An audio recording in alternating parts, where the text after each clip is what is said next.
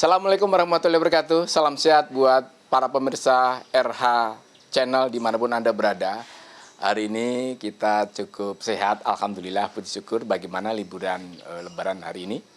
Mudah-mudahan pasca Lebaran kita makin sehat, makin bersatu. Nah, kita tidak menyangkut masalah Lebaran hari ini ya, teman-teman sekalian. Tetapi kita bicara soal isu kekinian, isu kesehatan yang sedang menjadi isu hangat di seluruh dunia. Apa itu teman-teman sekalian? Hepatitis akut, hepatitis misterius. Nah, menjadi pertanyaan, kenapa kok menjadi atau disebut dengan hepatitis misterius?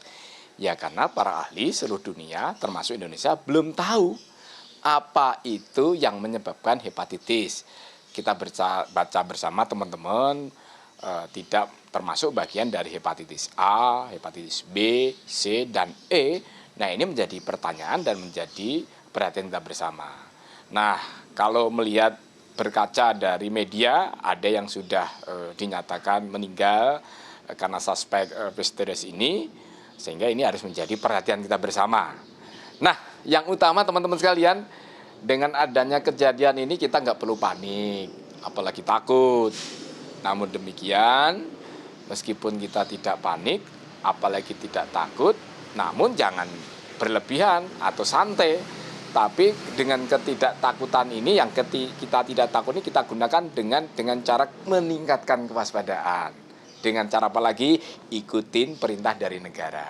Nah, sekarang teman-teman sekalian, saya ingin membedah satu persatu dulu ya.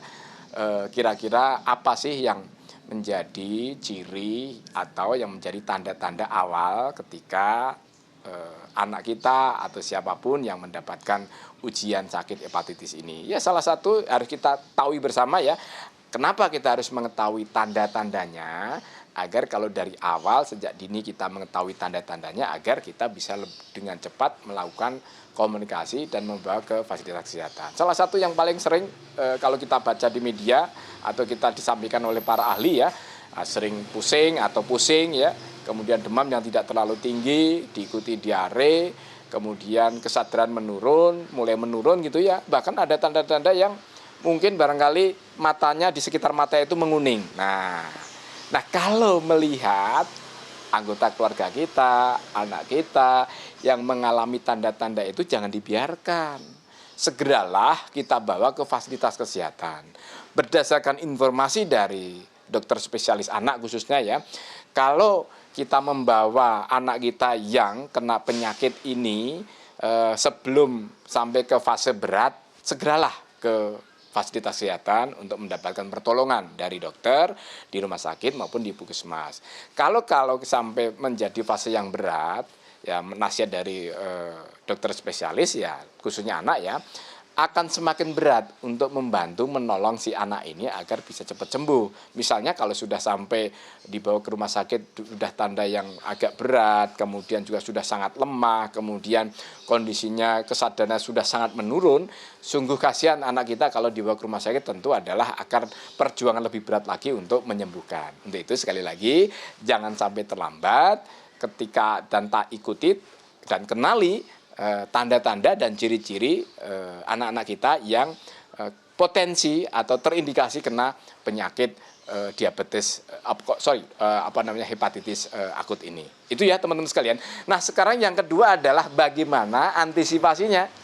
Setelah tadi ya kita mengetahui, mengenali tanda-tandanya penyakit hepatitis akut ini, yang paling penting juga adalah bagaimana agar kita, keluarga kita, khususnya anak-anak kita bisa terhindar.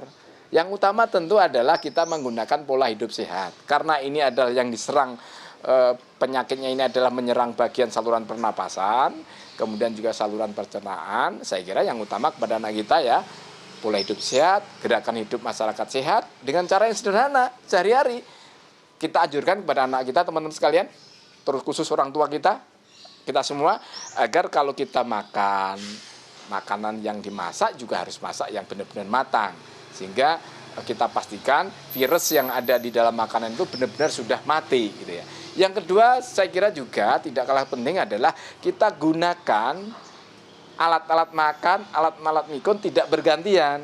Istilahnya kalau kita bersama teman-teman bermain, ya kalau kita minum aqua atau minum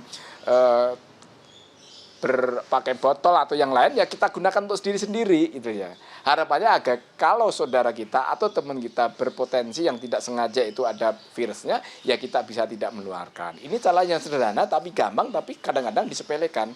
Nah, yang paling penting adalah karena ini adalah masa pandemi, teman-teman sekalian, ya kita gunakan protokol kesehatan. Dengan protokol kesehatan satu aksi, tapi kita bisa menghindarkan penyakit yang sekarang ini menjadi perhatian. Yang utama adalah pandemi COVID-19, juga penyakit hepatitis akut ini. Itu teman-teman sekalian. Dan yang paling penting juga ikutin dan ya saran dari pemerintah, karena pemerintah kita apresiasi ya, begitu kasus ini mengemuka di dunia kemudian masuk ke Indonesia, pemerintah day to day, hari ke hari selalu mereport bagaimana penyakitnya itu, kemudian siapa yang terpapar, kemudian bagaimana mengendalikan dan bagaimana mengantisipasi. Pemerintah selalu berinisiasi untuk melakukan satu edukasi. Nah, yang terakhir kepada semua pihak teman-teman sekalian, saya mendorong kepada pemerintah pusat, kepada pemerintah daerah dan fasilitas kesehatan agar sesering mungkin mengedukasi kepada kita semua, kepada warga. Harapannya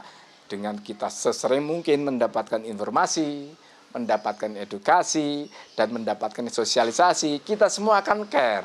Kita semua akan adaptif terhadap penyakit ini. Sehingga kita bersama-sama berkolaborasi, bergotong royong, bergandengan tangan untuk ya melawan penyakit ini, hepatitis akut ini.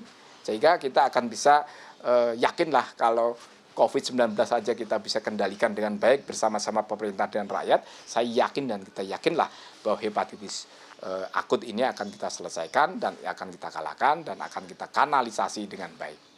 Itu teman-teman sekalian hari ini yang dapat saya sampaikan. Mudah-mudahan tetap semangat habis lebaran, tetap semangat habis lebaran kita beraktivitas seperti biasa, tapi jangan lupa protokol kesehatan dimanapun Anda beraktivitas. Protokol kesehatan selalu menjadi lagu wajib agar kita bisa membentengi diri kita, membentengi seluruh masyarakat. Dan yang terakhir juga, jangan lupa yang belum divaksin. Vaksin lengkap, booster. Itu menjadi kata kunci kita bisa mengalahkan COVID-19. Sampai ketemu teman-teman sekalian, sampai ketemu di isu-isu di berikutnya. Salam sehat. Assalamualaikum warahmatullahi wabarakatuh. Merdeka!